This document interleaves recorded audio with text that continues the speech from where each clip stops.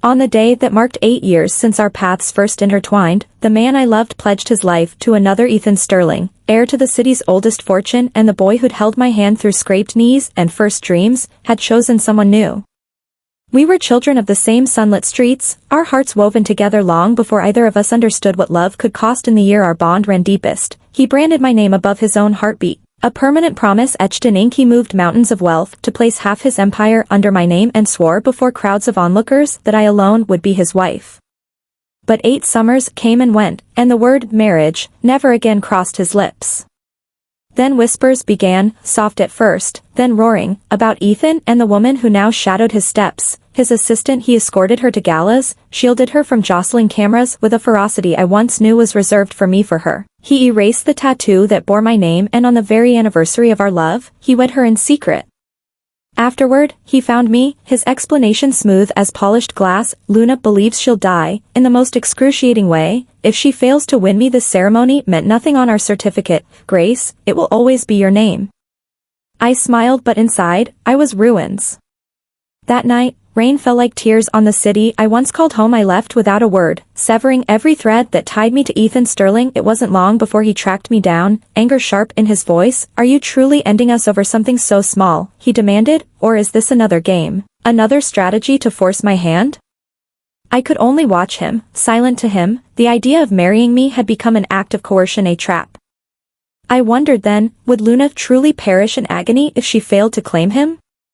I didn't know, but I knew, in that moment, what had already died within me. I only knew that I was dying. Before we continue, please subscribe to this channel and tell us where you're listening from in the comments. When I left the hospital, a light snow was falling. I stared at the diagnosis that declared my life was nearing its end, lost in thought for a long time before finally calling Ethan. The mechanical ringtone sounded repeatedly, and it was almost at the point of automatically hanging up when someone finally answered. I paused, then quickly asked, Ethan, what are you doing?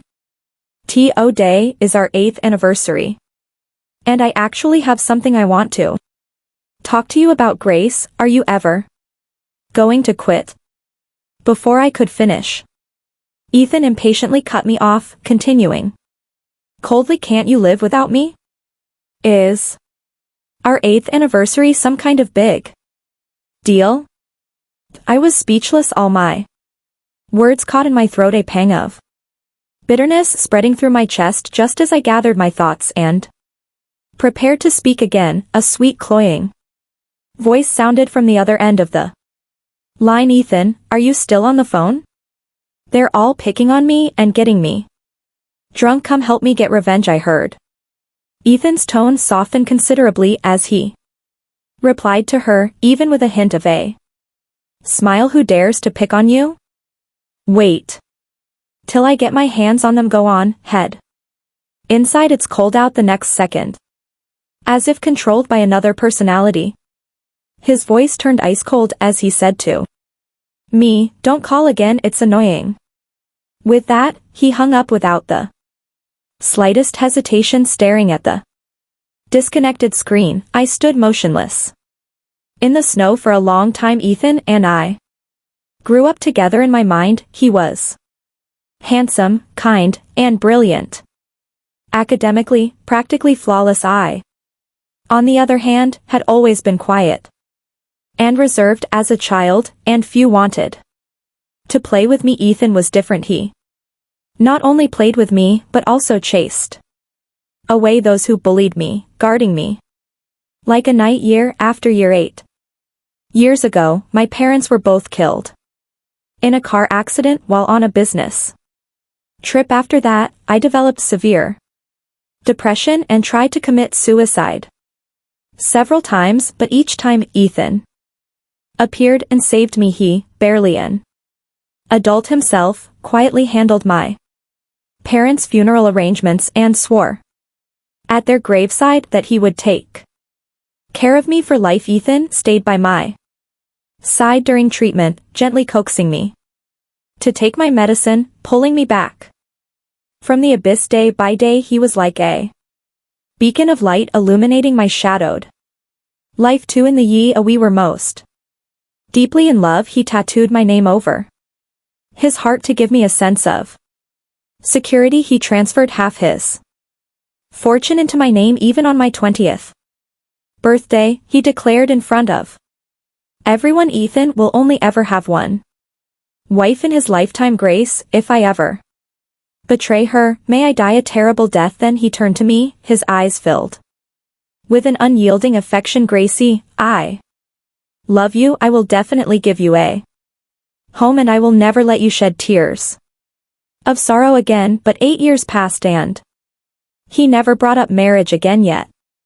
I loved him just as I always had, just as I had for the past 8 years. I went to the jewelry store to pick up the wedding bands I had custom ordered a year ago. I had originally intended to wait until Ethan proposed to me before taking them out, but it seemed I wouldn't be able to wait for that day, so I thought perhaps it wouldn't be so bad if I proposed to him instead. I wanted to tell Ethan, marry me or I won't live to see that day. Fresh out of the jewelry store, I lowered my gaze to the 7-figure wedding bands in my hand, and suddenly that sweet, clawing voice echoed in my mind. I knew actually that the voice belonged to Luna, Ethan's new secretary, whom he'd hired a few months ago. Over the past 8 years, other women had appeared in his life, but Ethan was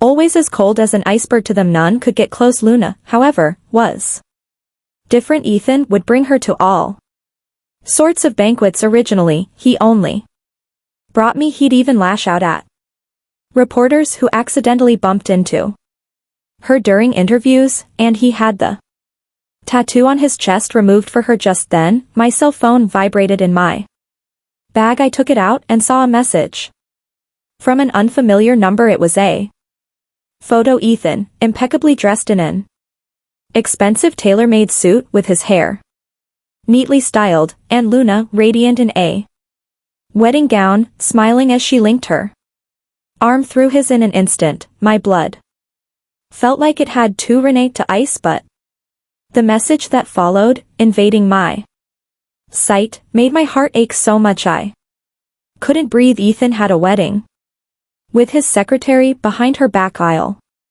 send you the address. As for what you'll do, I'm quite eager to see. I take Luna as my wife. When I arrived at the wedding venue, I pushed open the door just as I heard Ethan's vows. The guests below were playfully chanting for them to kiss. Luna, in her wedding dress, blushed crimson with shyness. Ethan, however, smiled openly as he looked at her, then took a step towards her, cupping the back of her head with one hand and wrapping the other around her waist. He kissed her without hesitation. The crowd immediately erupted in cheers, filling the air with a boisterous atmosphere. Through the crowd, I gazed at the man on stage, the man I had loved for 8 years, the man I considered my salvation, and 2 streams of tears uncontrollably poured from my eyes. Just then, one of Ethan's friends spotted me. His face pad, and he quickly walked up to block me, saying anxiously, Gracie, Ethan didn't mean to keep it from you. I didn't even glance at him, stepping past his attempt to stop me and walking directly towards the stage. Everyone present fell silent. The festive atmosphere instantly vanishing. Ethan saw me from a distance, our gazes meeting across the room, but I saw no trace of embarrassment or panic in his eyes at being discovered. It wasn't until I stood before him and Luna, and he saw the intensity in my approach, that Ethan instinctively shielded her behind him, frowning in bewilderment as he looked at me. Why are you here? How ridiculous. My boyfriend of 8 years had a wedding with another woman behind my back, and when I caught him, he just casually asked why I was there. My heart felt as if it were being slowly torn to pieces, the pain so intense I couldn't Breathe tears streamed down my face. Again against my will and I agonizingly asked him, Ethan, why did you marry her?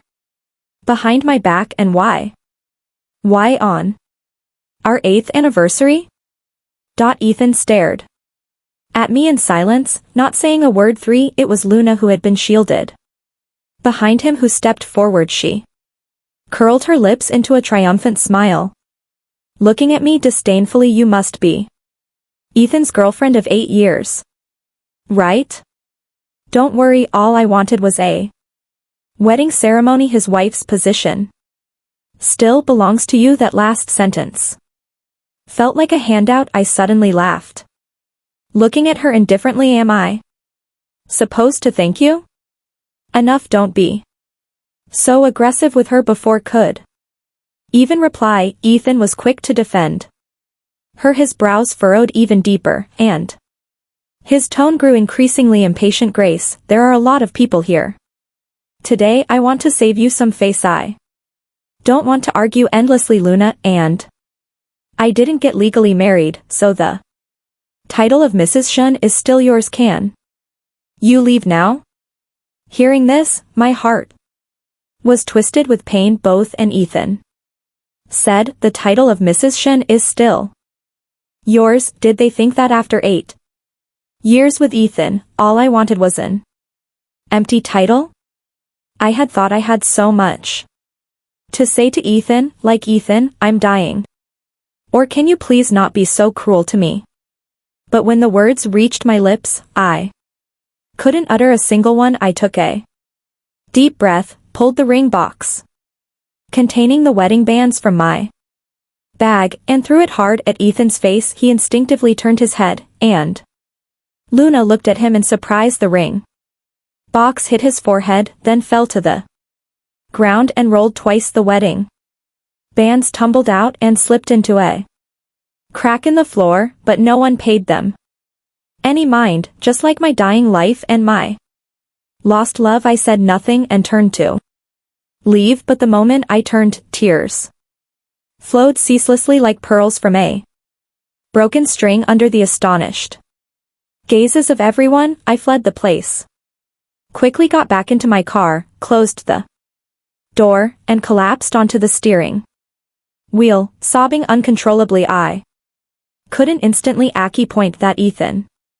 didn't love me, nor could I accept that he had married another woman on our anniversary behind my back, and I certainly couldn't accept that I was dying. I don't know how long I cried, but my cell phone on the passenger seat vibrated twice. With red-rimmed eyes, I turned my head to look. It was a message from that unfamiliar number. You are brave, but I hope you can be even braver and break free from the mere Grace. Live the rest of your life for yourself. I sobbed, my fingertips trembling as I replied, who are you? A few minutes later, a reply came, someone you hate. I saw Ethan again 2 days later after I messaged him saying I was returning to sort out his property matters. Grace, do you really have to make such a big deal out of such a small thing with me? The moment he walked in, he questioned me. With extreme displeasure, I placed the property inventory documents prepared by the lawyer I hired on the table and said indifferently, you put a lot of assets in my name before. I've never touched them, and I'm returning all of them to you. However, since you cheated first, this house we're living in now belongs to me. I don't want anything else. Just sign here and you can have someone come and collect your belongings. Ethan frowned, his eyes filled with disbelief. Are you really determined to quarrel with me? Grace, you have no one else in this world to rely on but me. Certain images from the past flashed in my mind. I still clearly remembered the day my parents were buried. It was Ethan who stood by my side, supporting me through the entire process. After everything had settled, he tenderly held me and said, Gracie, from today on, I am your only family. I will always protect you. That Was the first time I saw Ethan's eyes. Green, but now, he mercilessly tore open. My most painful wound my heart act.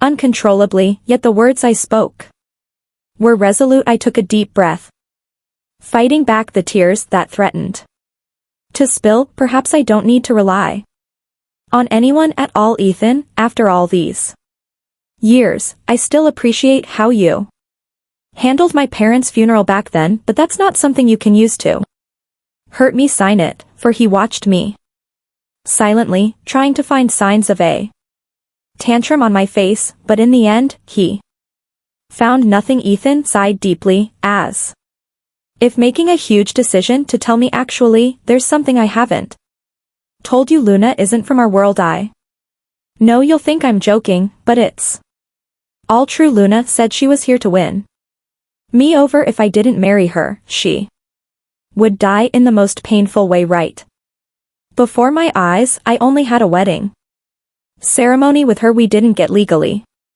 married on the future marriage certificate. Your name, Grace, will be written. Are you satisfied now?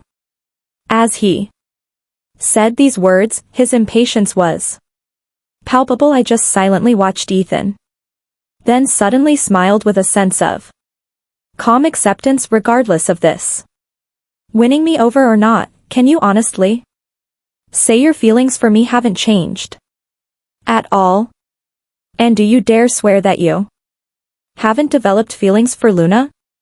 Faced with my probing questions, Ethan opened his mouth as if to speak, but said nothing. My heart felt as though it were being pricked by countless needles. If he had refuted me even once, perhaps I wouldn't feel such agony. I pulled at the corners of my lips with a bitter smile, looking up at Ethan. From the moment you had that tattoo removed, we were destined for this end, Ethan. You broke your promise. Ethan ultimately only signed the house transfer contract, then left without saying another word. I stood by the window, watching the torrential rain that had started. God knew when, and couldn't help but murmur, winter is cold enough already. This rain is just going to freeze people to death. With that, I turned and went into the bedroom, retrieving my packed luggage. After living with Ethan for so many years, all I had to take with me when I left was a small soot case. I smiled bitterly, then reached for the coat in the closet and put it on. Before closing the door, I surveyed the house that held so many memories, a mix of emotions churning within me. I thought I would never have a chance to return here. All those memories would be sealed away. So, on an ordinary rainy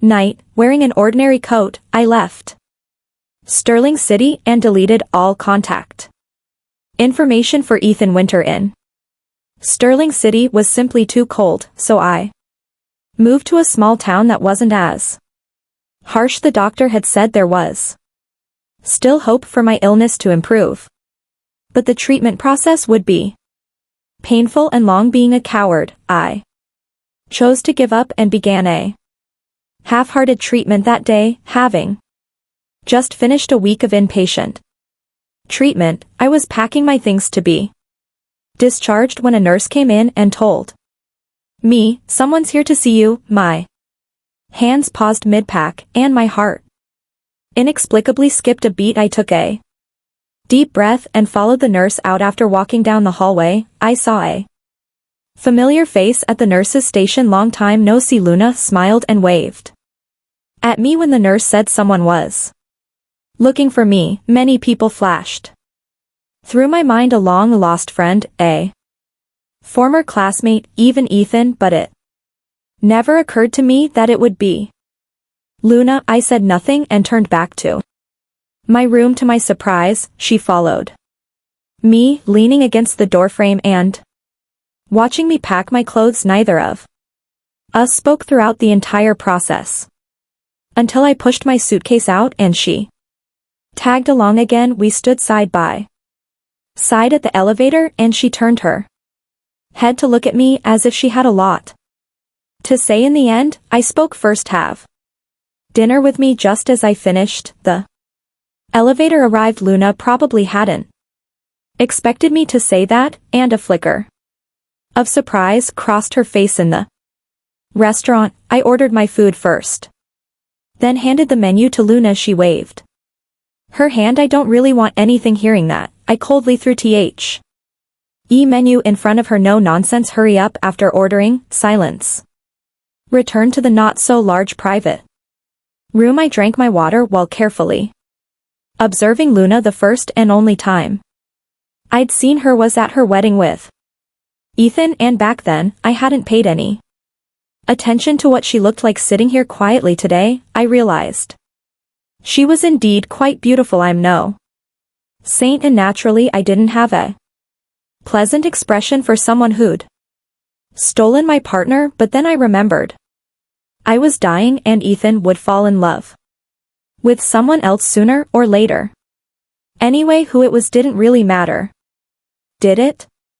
The only thing that left me feeling resentful was that he had never given me a wedding in the 8 years we were together, yet he had so easily given one to this woman he'd known for less than half a year. Thinking of this, I felt a pang in my heart. 5. You're still not over Ethan? Just then, Luna spoke. She didn't seem to have any of the aggressiveness she displayed that day. I didn't answer, instead retorting, how did you know I was here? Are you tracking me just to gloat? Luna paused her drinking, then smiled at me. Grace, if I told you it wasn't intentional, would you believe me?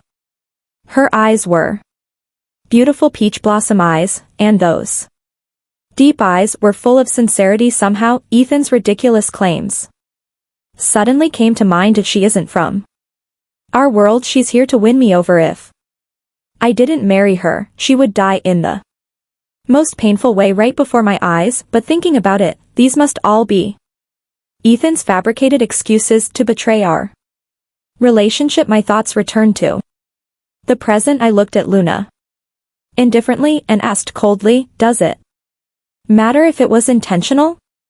I asked you to have dinner with me simply because I was curious why my relationship of so many years with Ethan could be broken up by someone you've known for less than half a year. But now I understand. Ethan's feelings for me probably soured a long time ago, and you just happened to appear at that moment, so you naturally got together at this. I laughed self-deprecatingly and continued, I'm dying so you can become his true girlfriend and his true wife. Hearing this, the shock or surprise I had imagined did not appear on Luna's face. She merely looked at me calmly after a moment. But the doctor said, your illness isn't incurable, Grace. Your life isn't just about Ethan. You still have yourself.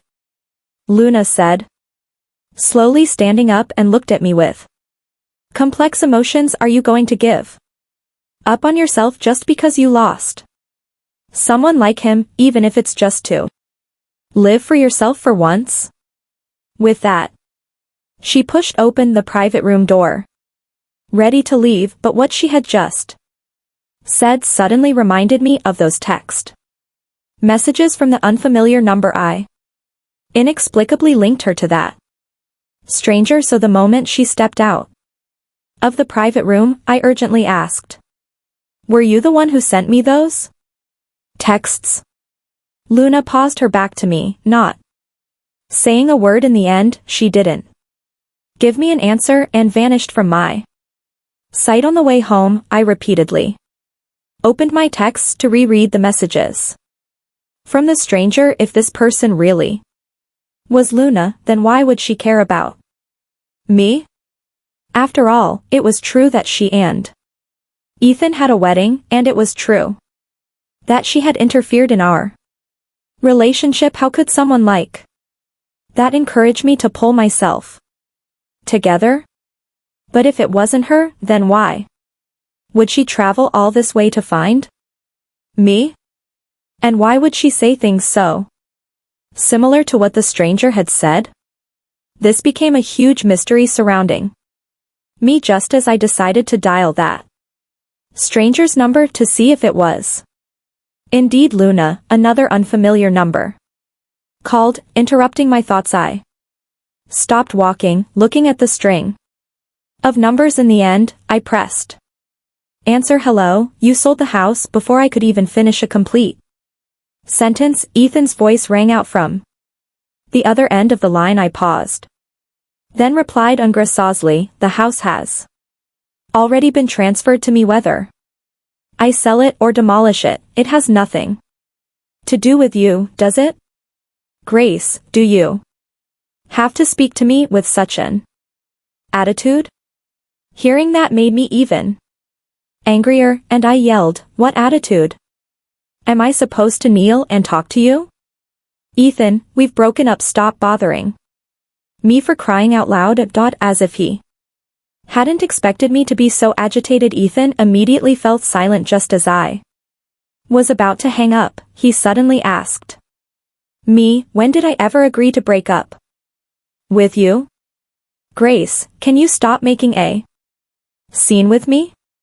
You know how busy I am every day. Shut up, you're so annoying. I don't want to hear another word from you. With that, I hung up without hesitation, then blocked and deleted his number in one swift motion. 6. I thought my connection with Ethan would end with that last phone call, but then he appeared outside my newly purchased cozy little house. I was just returning home after eating out when I saw someone standing under the dim street lights in the distance. Ethan heard the movement and looked over. It wasn't until he walked up to me that I noticed a thin layer of snow on his shoulders, suggesting he had been waiting there for a while. I sighed helplessly, looking up at him. Ethan, what exactly do you want?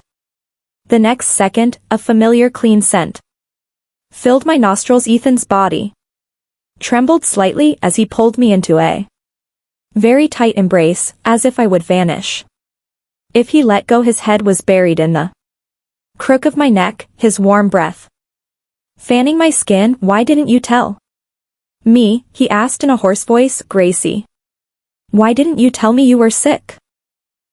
I was silent for a moment, then reached out and pushed him away. I looked at Ethan with a scrutinizing gaze. What did you hear? I was dying. And rush over to offer your condolences. Thanks for the thought, but if you want to give a gift, just transfer it to my account. No need to come in person with that. I turned to open the gate and enter the yard. To my surprise, Ethan stubbornly held my hand, his eyes bloodshot. If the person who bought your house hadn't found the leftover cancer diagnosis report, when were you planning on telling me? Or is this just you playing hard to get a trick to force me into marriage? Hearing this, a surge of anger instantly choked me. So in his mind, marrying me was a form of coercion. I laughed bitterly, exasperated, looking at him. Yes, it's all my trick to play hard to get. Now that you've exposed it, can you just leave? This time it was Ethan's turn to fall silent. After a moment, Gracie, I'm sorry. Listening to his heartfelt apology, I surprisingly felt no ripple in my heart. I simply pulled my hand from his grasp and replied indifferently, what good is sorry? Ethan, you'd better not be saying all this just because you pity me. Because I'm dying. I don't need your pity. If you truly feel sorry for me, then you should never appear before me again. With that, I pushed open the gate and entered the yard, leaving Ethan outside. Another week flew by, and it was time for me to go back to the hospital for treatment. The doctor looked at me, annoyed, and asked, can't you just stay in the hospital peacefully and get proper treatment for your illness? I just smiled at her and said nothing. If it weren't for the fear of a painful Death, I wouldn't want to spend a single day in a hospital. Hospitals were the place I hated most in this life because I could never forget that 8 years ago, I saw my parents for the last time in a hospital. Thinking of this, I suddenly let out a bitter laugh and whispered, "What terrible luck. A whole family of people destined for short lives." After that, I took out my wallet and pulled out a faded, yellowing photo.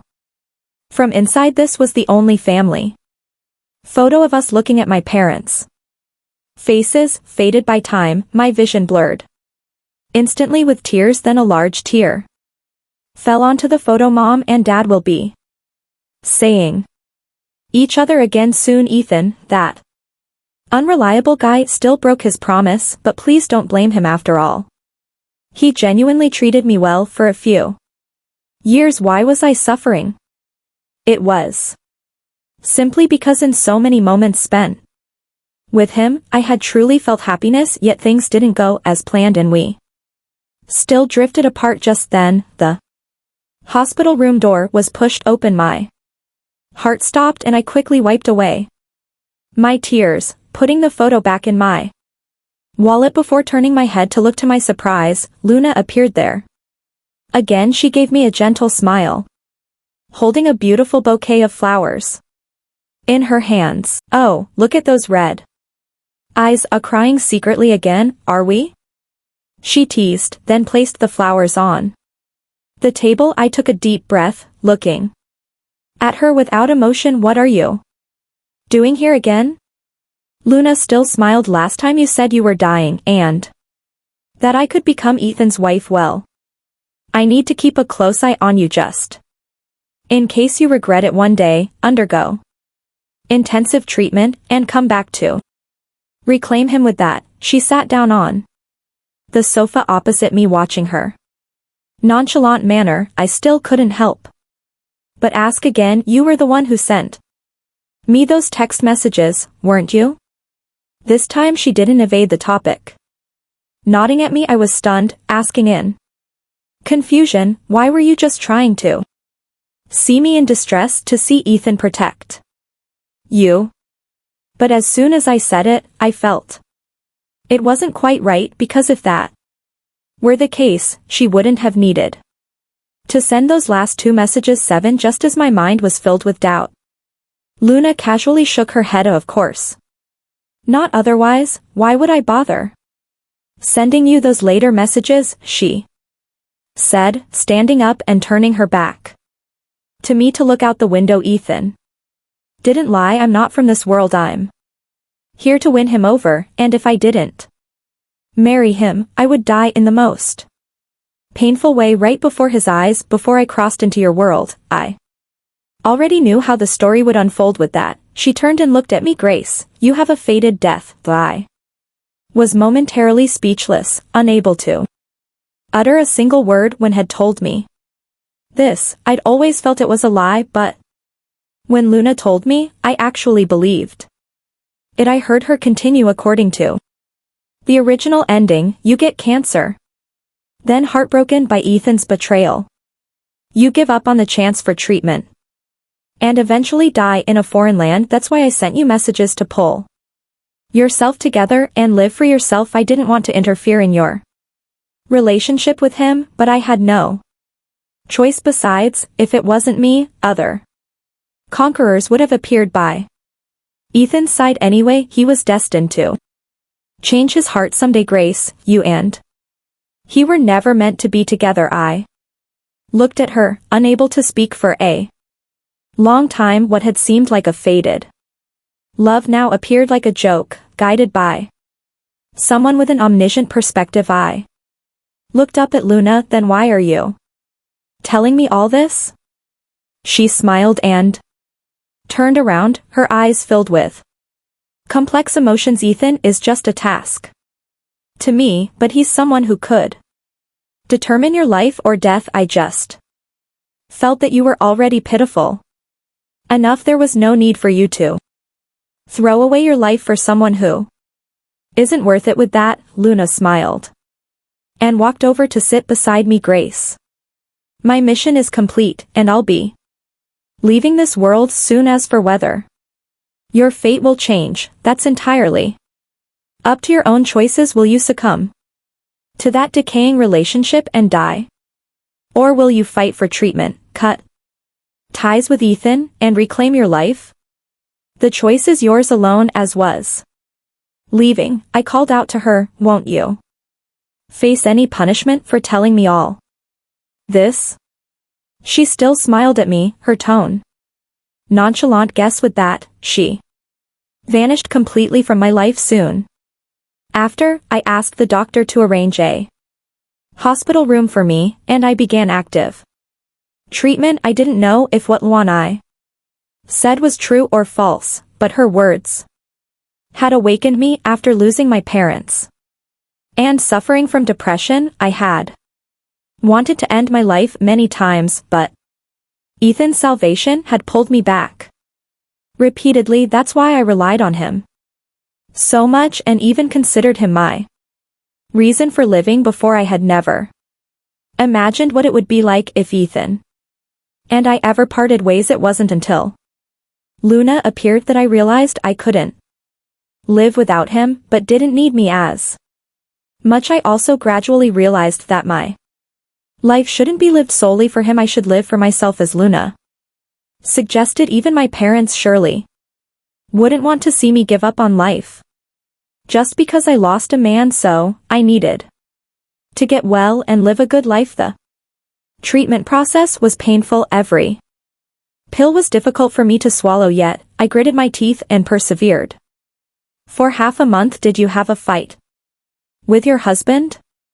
Why does he keep secretly looking at you but not daring to speak?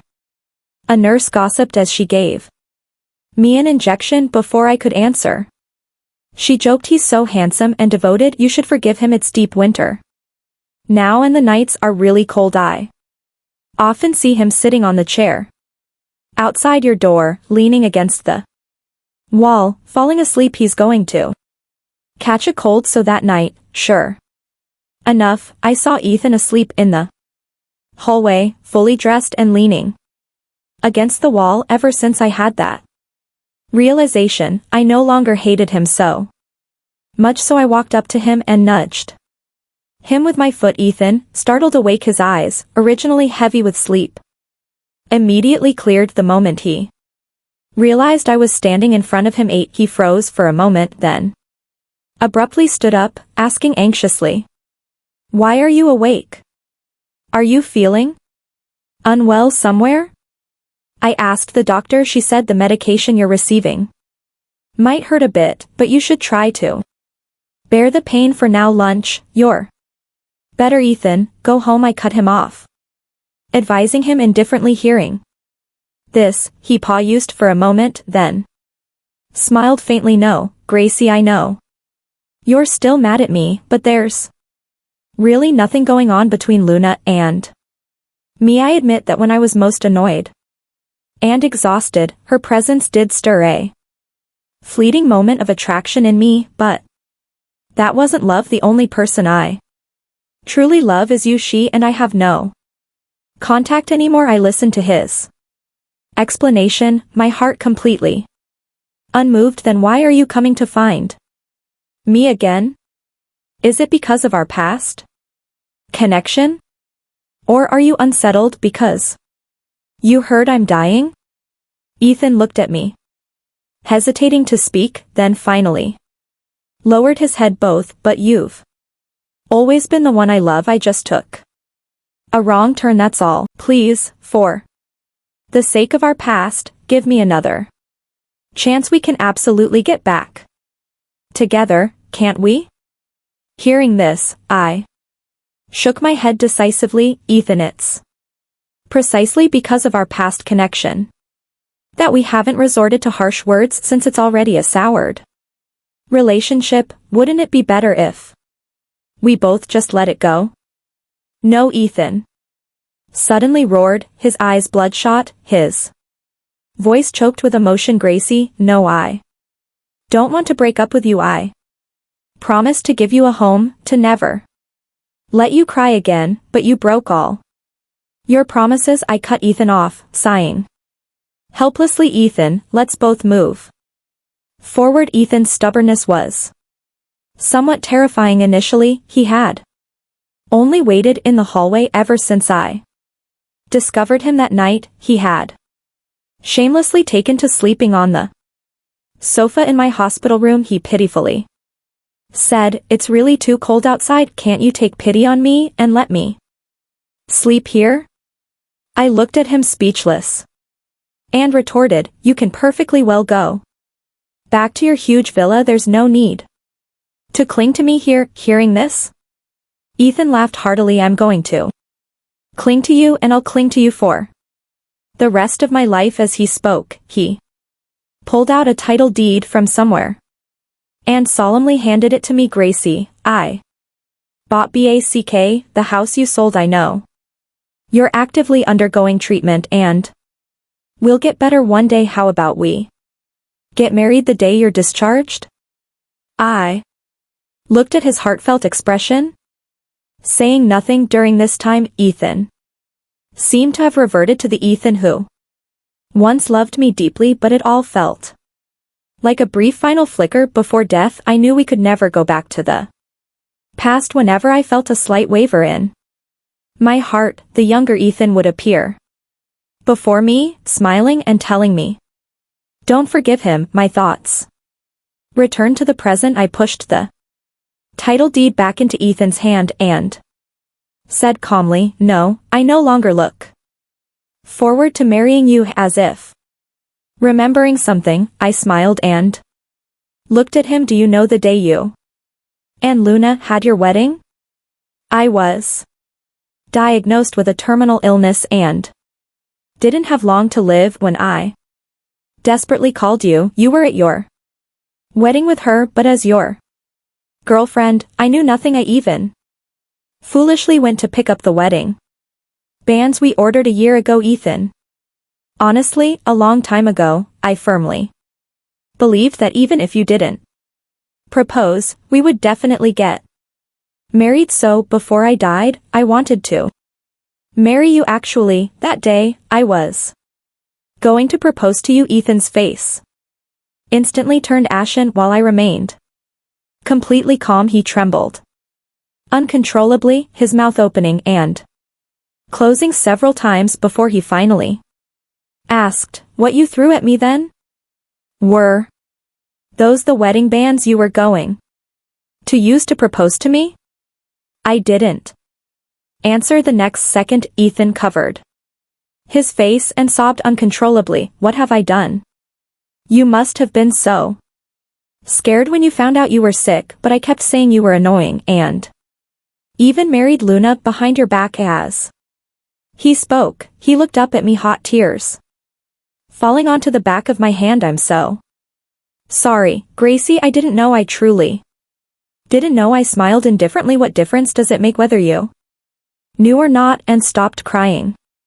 Gee, it's annoying. 9 Since that day, Ethan had disappeared for several days. When we met again, it was late at night. 3 days later, I was half asleep when I felt someone enter my hospital room. Immediately, a cold sensation touched my finger. At my heart jumped and I quickly sat up and turned on the light. There sat Ethan, looking disheveled from travel, by my bedside, trying to slip a diamond ring onto my ring finger. I frowned and made a fist with my hand. He saw my resistant gesture and his expression momentarily froze, but quickly smiled again and explained, "Gracie, I went back to Sterling City these past few days. That wedding venue, it's already been dismantled, but I searched for days without giving up, and I still managed to find a ring in a crack on the ground," he said, holding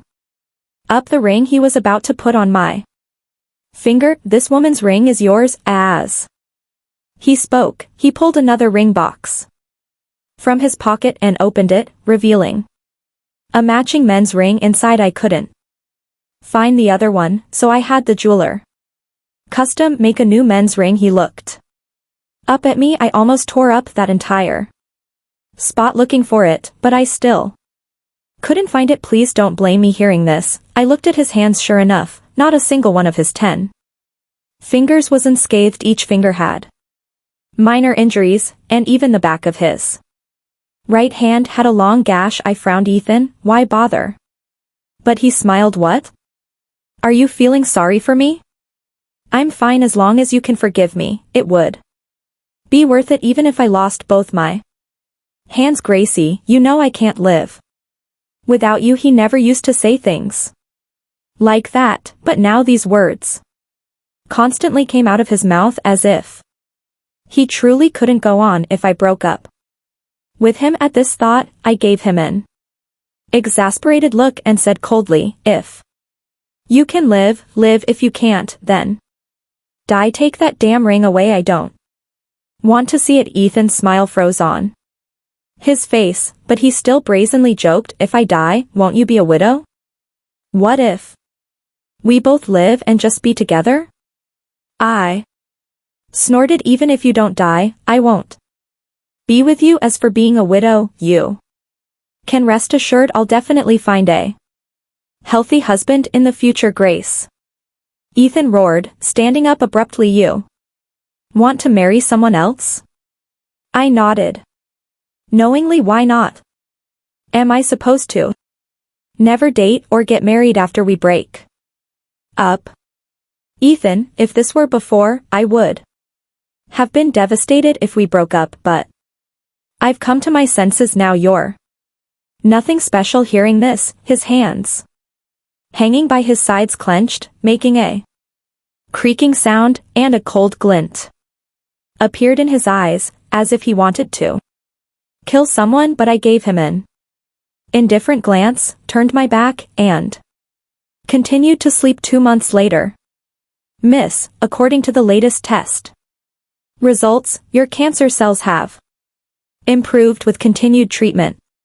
There's a high probability of recovery. Remember to take your medicine on time after discharge. I certainly don't want to see you again. When I heard this news from the doctor, I thought of Luna. I imagined if she knew I hadn't let down her expectations, had diligently pursued treatment, and had resolutely discarded this rotten relationship, she would surely be happy for me, wouldn't she? Back in my hospital room, I quietly began to pack my things, preparing for discharge, but I didn't plan to tell Ethan. There were too many memories between us, but besides love, there was also friendship and a sense of redemption. So, he and I wouldn't end up completely wronged. Perhaps the best outcome would be never to see each other again. Just as I was thinking, he returned from outside during this time. In an attempt to win me back, Ethan had done everything he swore he'd never do, but my attitude remained resolute. Gracie, you used to talk about wanting to eat at that dumpling soup place in the south of the city, the one we always went to. I had my assistant buy some uncooked ones and send them from Street Ulling City. I just found a place to cook them, try them, and see if they still taste the same. Ethan very attentively placed the bowl of dumpling soup in front of me. His eyes were tense, and he likely guessed I wouldn't eat it. But this time I ate a dumpling in front of him. Ethan's previously dim eyes instantly lit up. He smiled knowingly and said cheerfully, if you like it, I'll have my assistant pack freshly made ones and send them every day until you're discharged and we can go back to Sterling City to eat them. I said nothing, silently finishing the bowl of dumpling soup. 10 Actually, there was only one reason I loved the dumpling soup from this place. It tasted very much like the dumpling soup my mother used to make. Ever since I lost my parents, I desperately sought things connected to them back then. Ethan tirelessly accompanied me in my search until the taste of this dumpling soup shop caught my attention, and he would often come with me to eat there. It was a memory, too. Ethan, I'm here. He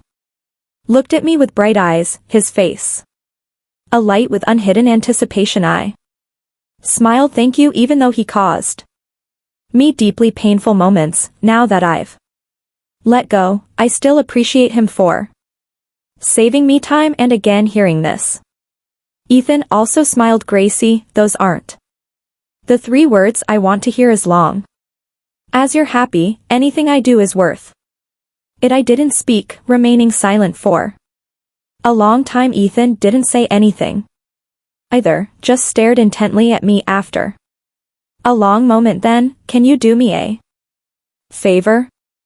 I asked. Hearing this, he quickly nodded. Of course. So, I stood up, took my wallet from my bag, and pulled out that yellowed family photo. My parents' faces on this picture are getting blurry, and lately I keep dreaming about them. I want to ask you to go back to Sterling City to my house and get 2 more photos of them. Not this time. Ethan fell silent and the smile on his face slowly vanished. It was a long time later that he lowly asked in a low voice, Gracie, are you leaving? My heart skipped a beat and I looked up at him. Ethan forced a strange smile and said humbly, I know you still blame me, but after all this time, you must have sensed how much I regretted. I truly know I was wrong and I want to make amends. So, can you please not disappear on me again?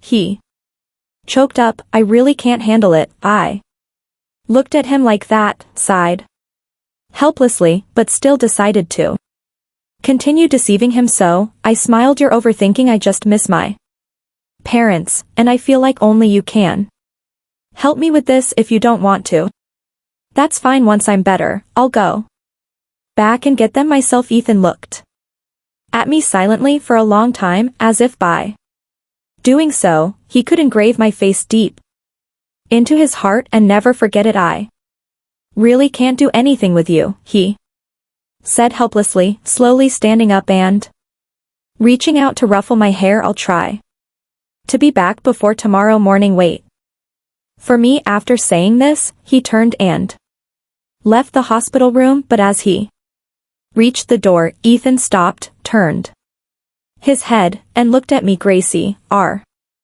you really not deceiving me? Are you really not going to leave? Hearing this, I curled my lips into a slight smile and shook my head. He watched me for a long time before finally disappearing completely from the doorway. Even at night, the airport buzzed with people, where farewells and reunions constantly unfolded. I walked to the ticket counter. The agent was a very pretty young woman, and there was something in her eyes that even struck me as familiar. I suddenly remembered that Luna also had such beautiful eyes. Hello, miss, where would you like a ticket to? I thought for a moment and made a bold decision. Could you please book me the soonest flight abroad? Any country will do. The ticket agent paused, surprised, but still smiled and nodded. Only when I had the ticket in my hand did I realize the destination was a place I'd barely heard of, but it didn't matter. Life was full of unknowns anyway. As boarding time approached, I received a message from Ethan. It was just 8 short words. Gracie, you still deceived me. I didn't reply. I pulled out my SIM card and tossed it into the trash. The harsh winter had passed and a new spring had arrived. My life, too, was once again taking root and sprouting anew. Thanks for watching today's story. If you enjoyed this video, please give it a like and share it with your friends. We look forward to hearing your thoughts in the comments section. Feel free to share your opinions and don't forget to subscribe to our channel for more exciting stories. See you next time.